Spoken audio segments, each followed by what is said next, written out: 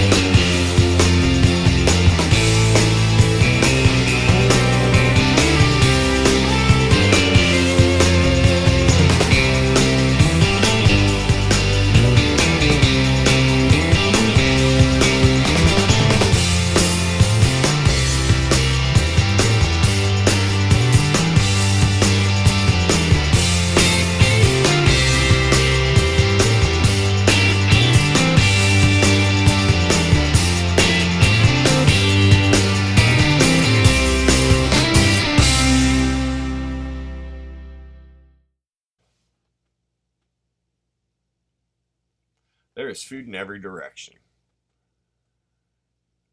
On both sides of this pine thicket that's a quarter-mile long and 300 feet wide, there is alfalfa, orchard grass, silage corn, and so many more agricultural delights that the deer literally have food in every direction. They're seeking these pines in particular as thermal cover and cover in general. The addition of a food source in them made this a manipulatable hunting location. Unlike most other food plots where we have to expose the ground, work it, kill everything, open up the canopy so that sunlight hits the ground, we do not have to do that with the mushroom food plot. The shade and the wind blocking ability of these pines is actually what we're after. So we're turning an area on a farm that was otherwise quote unquote useless with regards to deer, and we're adding a tremendous amount of value to it. The mushrooms regenerate. Most other crops are one and done, meaning you grow a field full of corn, it produces its corn in autumn and holds on to it till you harvest it or the deer eat it, and then it's done. Next year, maybe you get some volunteer seeds, but more than likely you're going to spray, replant, go through the entire process again. With the mushroom food plot, we deposit these materials on the ground once every 2 to 3 years. That's it. The crop regenerates time and time and time again, 5, 6, 7, or more times a year, depending on where you live. And if you add irrigation, it could be a consistent, non-stop fruiting. It's pretty significant when you figure it. All the experts say it yields somewhere between a 1 to 2 pound per square foot every few weeks. So it's pretty significant, to say the least. Now, I understand your skepticism. How come we haven't heard this before? I don't know why you haven't heard it before. I've been carrying my fungal soapbox around with me for years, yelling it from the mountaintops. Deer eat mushrooms. We can manipulate the habitat in ways that encourage fungi, which is extremely important when we look at the nutritional aspect of fungi. They support lactation. That's why you're seeing all these does and young deer with smaller stomachs frequenting this spot. Notice that they're using it as a staging area, that they're in here morning, noon, night. That's not a coincidence. They're seeking out the mushrooms because they're comprised of chitin. Chitin, unlike cellulose or lignin, is extremely digestible for ruminants. Cows, deer, elk, etc. Any of these animals that have 4-chambered stomachs can produce chitin much, much more biologically efficient, faster, and absorb more nutrients out of it than any other food source. That's extremely significant because they have a limited capacity in their stomach, meaning it only fits so much food. Now, I know what you're thinking. Mushrooms versus food plots, right? It's not one versus the other, guys. These two things correlate. They play off of each other. One makes the other better. You already have mushrooms growing on your property. Whether you see them or not, they're there. And whether you choose to take advantage of them or not, they are there doing what they do. And the deer know about it.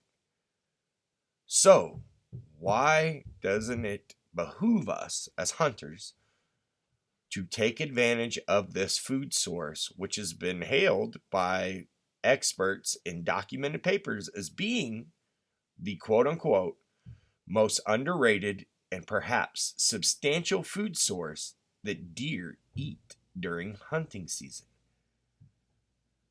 Continue to check in with us and follow along on Facebook, here on YouTube, or visit our website. My name is Matt Williams. Everybody calls me Mushroom Matt. Welcome to the Myco Habitat and Mushroom Food Plots. Let's maximize your hunt, gang.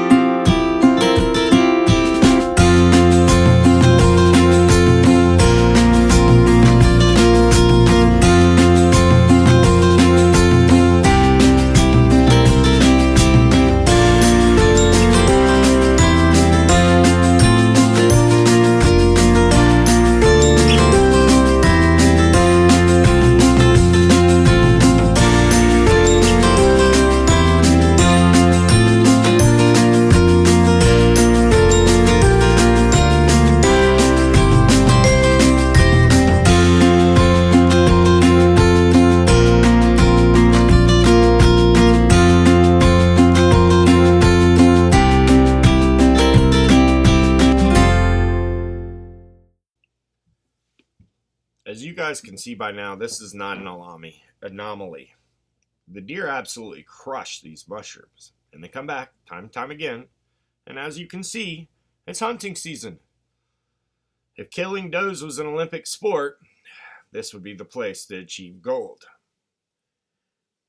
The neighbors have regen property, food plots, rows of corn, screen, and switchgrass, things of that nature, and the deer are choosing to walk past these places and hold here, despite the dogs, despite the people, despite me coming in and out of here every week, checking these cameras nonstop, all the time when I should be staying out of here. I know I should be staying out of here, but I had to go in and out to show you guys. Despite all this, the deer are in and out, non-stop. One further, we're not just feeding the deer here. I know it looks like that, but we've taken simple, free, or really inexpensive items that are agricultural waste, and by choosing to apply this particular saprotrophic mushroom that eats decaying materials, we're creating an enormous amount of soil. About 2 inches of beautiful black soil in 2 to 3 years. That's significant. It takes a forest 50 to 100 years or more to make that soil. It takes the best agricultural cropping systems 30, 50 years to make that soil. Definitely not 2 years. That's just the side effect of what we're doing. And everybody knows that the healthier your soil is, the healthier the plants are. The healthier your plants are, the healthier your herd is. We use zero, let me reemphasize this, zero fertilizer, zero herbicide. We use darn little gas, less than a tank of gas in a lawnmower. All we did was strip the brush down so that it didn't poke us in the eyes. Went and got free wood chips, scattered them on the ground, applied a very specific fungal partner, and let nature take her course. You can do this. It is not expensive.